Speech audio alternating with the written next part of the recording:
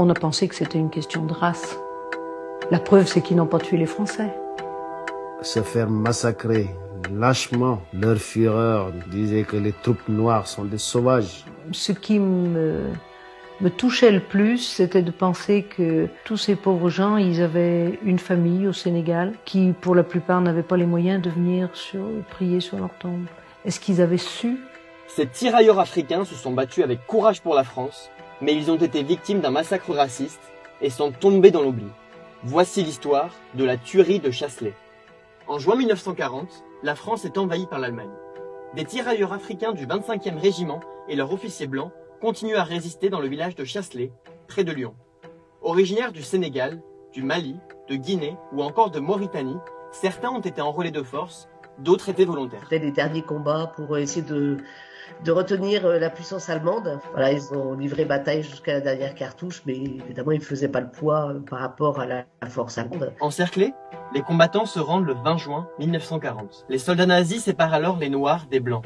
Et au milieu d'un champ, ils abattent une cinquantaine de tirailleurs africains à coups de mitraillettes. Et les tirailleurs ont été rangés du côté droit de la route. Une fois les tirailleurs fusillés, ils sont passés dessus avec les chars. Donc j'ai appelé, j'ai dit, est-ce qu'il y a des vivants? Et il y en avait un qui avait 20 ans. On aurait dit un gosse, quoi. Il avait les deux jambes complètement écrasées, le temps qu'il avait passé dessus. Il me disait, je crois qu'on va m'emmener à l'hôpital. J'ai dit, bah, bien sûr, ça va arriver, je veux rester avec toi, il me disait. Alors, je suis allée le voir, mais il était mort. Oui, j'en pleurerais de repenser. Oui. Et puis, il y en a eu d'autres aussi. Les jours suivants, les tirailleurs qui sont parvenus à s'échapper seront tués ou faits prisonniers par les Allemands. Certains habitants ont tout fait pour les sauver, parfois au risque de leur vie. Il fallait quand même avoir du cran pour les héberger. Elle en a hébergé 2 chez elle et c'était quand même dangereux. Contre l'avis du maire et contre l'avis de pas mal de la population qui disait qu'elle allait faire massacrer toute la population. Au lendemain de la tuerie, des villageois enterreront les cadavres des soldats africains afin de leur rendre un dernier hommage, et ce, malgré l'interdiction des nazis. En quelques jours, des centaines de soldats africains seront exécutés en France par le Troisième Reich en raison de leur couleur de peau. Considérés comme des sous-hommes, ils incarnaient pour l'occupant la décadence et la contamination raciale de la France.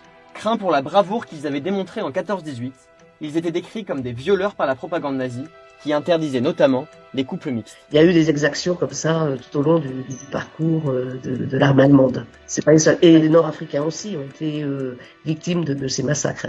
Contrairement au Royaume-Uni, qui a engagé des poursuites pour les exactions commises par certains soldats allemands, la France ne réclamera jamais justice. C'était des crimes de guerre.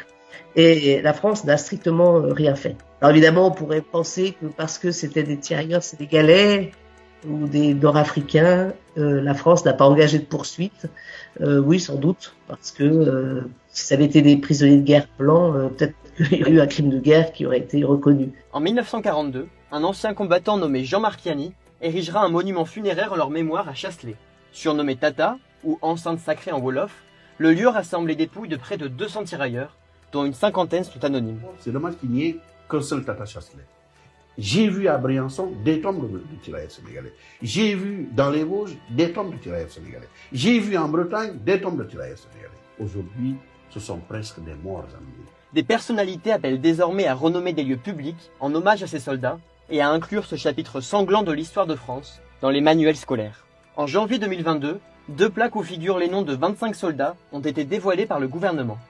Mais selon l'historienne Armelle Mabon, elles contiennent de nombreuses erreurs. La chercheuse dénonce une falsification de l'histoire à des fins politiques et a écrit au ministre des Armées. On ne sait même pas si ces hommes sont inhumés au Tata de Chasselet, ce qui est pas, pour moi, c'est pas un hommage, c'est un